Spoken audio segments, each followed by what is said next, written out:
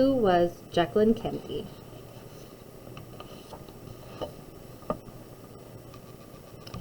On May 31st, 1961, a large crowd packed the streets of Paris, France. Waving American and French flags, people were waiting for the President of the United States, John F. Kennedy, and his wife, Jacqueline. At last, the car rolled into view.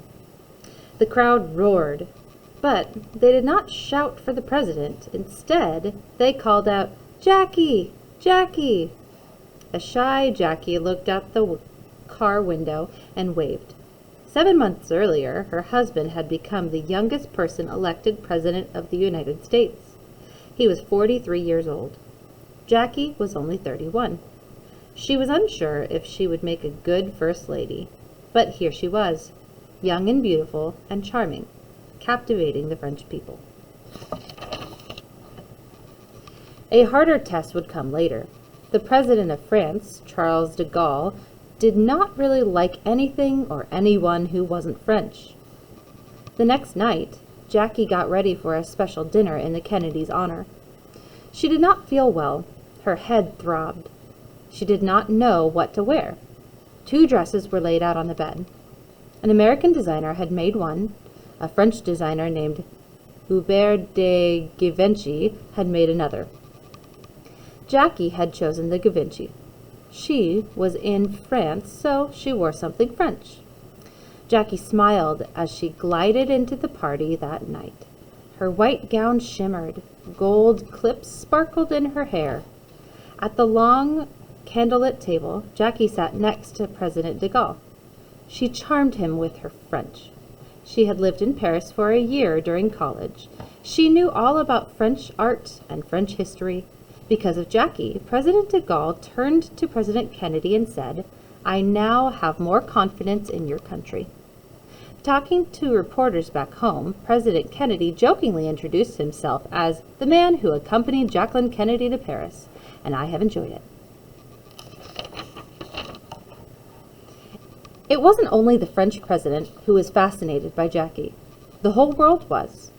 Jacqueline Kennedy had become the most famous woman on earth. Yet all her life, what she wanted most was privacy. Chapter 1. A Rich Family. Jacqueline Lee Bouvier was born on July 28, 1929, in Southampton, New York, into a very rich family. Jackie's father, John, was handsome and full of life.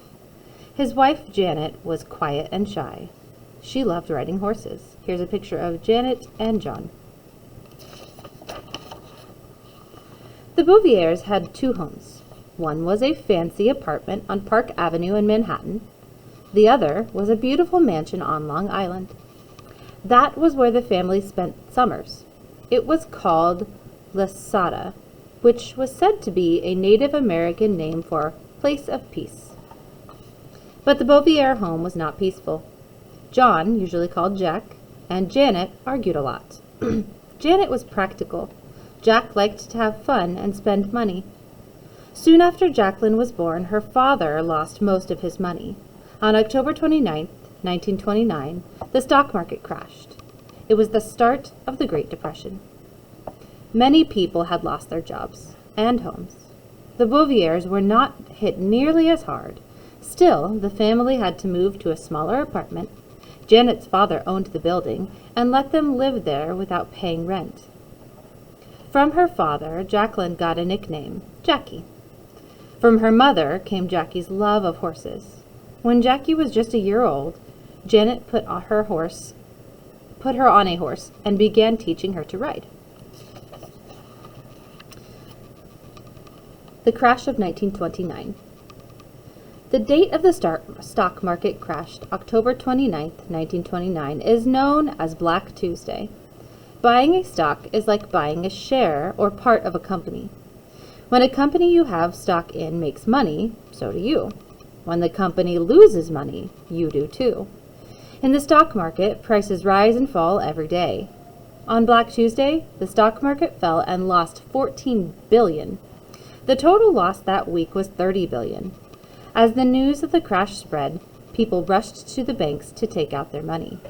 But the banks did not have enough cash to give out to everyone. Many banks closed. Other businesses did too. People lost their jobs and their homes. By 1933, many children living in the United States did not have enough to eat. The Great Depression lasted until the end of 1939. On March 3, 1933, Jackie's sister Caroline Lee was born. Caroline, who everyone called Lee, was more like the girl's father, outgoing and daring. Jackie was more like their mother. Besides horses, she loved books, and by the age of 5, Jackie was reading on her own. She loved Mowgli from Rudyard Kipling's The Jungle Book, and The Adventures of Robin Hood. Her mother wondered if Jackie might grow up to be a writer. In 1935, Jackie enrolled at Miss Chapin's, an all-girls school in New York City. She got top grades, but was also a bit of a troublemaker. Once Jackie smeared face cream on the school's toilet seats. She said that she had been bored and just wanted to have a little fun. At home, Jackie's parents fought more than ever. Soon they decided to separate. Jack moved into a hotel. On the weekends, Jackie and Lee visited their father. They loved spending time with him. They visited the Bronx Zoo, took horses and buggy rides in Central Park, and went to restaurants. It must have hurt her deeply that her parents were not living together, but Jackie did not show it. She kept her feelings to herself. Besides her father, Jackie was very close to her grandfather Bouvier, whom she called Grampy Jack. They talked about history and current events. They wrote poetry together. When Jackie was 10, her parents tried to get back together, but they still fought. Jack drank heavily, which was a big problem. In time, the marriage was over for good. The Bouviers were Catholic, and the Catholic Church does not approve of divorce. Friends and even some relatives made mean comments to Jackie about her parents' decision, but Jackie did not listen. She tuned them out. She withdrew more into herself. One place she felt free was riding her horse, Den Suisse. By the time she was 11, Jackie had won several riding awards. Jackie also enjoyed ballet class and taking French lessons, and she loved going to her family's beach house, where she could listen to the waves crashing on the shore. Although Jack was no longer living with his daughters, he remained very important to them. He bought the girls fancy clothes and took them on trips. He did not set as many rules as their mother did. It was easier for Jackie and Lee to be with their father. The girls competed for Jack's attention, but Jackie was his favorite. She even looked like her father, with dark hair and eyes and a big, wide smile. Jack explained to her how to dress and act. He thought that a woman should be mysterious, never revealing too much about herself. Jackie remembered this all her life. In June 1942, just before Jackie was 13, Janet married Hugh Auchincloss. Not only did Jackie now have a stepfather, she gained 2 stepbrothers, Yusha and Tommy, and a stepsister Nina. Janet and Hugh also had 2 children together. Jackie and Lee called their stepfather Uncle Hughie. Uncle Hughie was very rich. He had 2 homes, one in McLean, Virginia, and one in Newport, Rhode Island.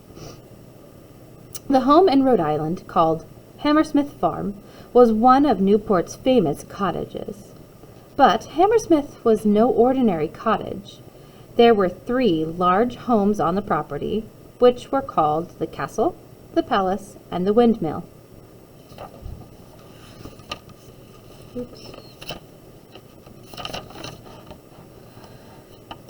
Janet and her daughters moved to Virginia with Uncle Hughie, and Jackie attended Holton Arms, another all-girls school. Although her home life was now more stable, Jackie kept even more to herself. Often, instead of going out with friends, she stayed in her room reading and writing poetry. At 15, Jackie went to Miss Porter's school, an all-girls boarding school in Farmington, Connecticut. Besides the usual subjects, the school taught the students how to act like proper ladies who would make good housewives. Jackie followed the rules most of the time. She was a good student and became editor of the school newspaper. When Jackie graduated, she wrote in the yearbook that her goal was not to become a housewife. She applied to college and was accepted at Vassar College. Jackie could not wait for a new chapter of her life to begin. Jacqueline Bouvier had an exciting future in mind for herself. That's the end of chapter 1. You may click on chapter 2 next.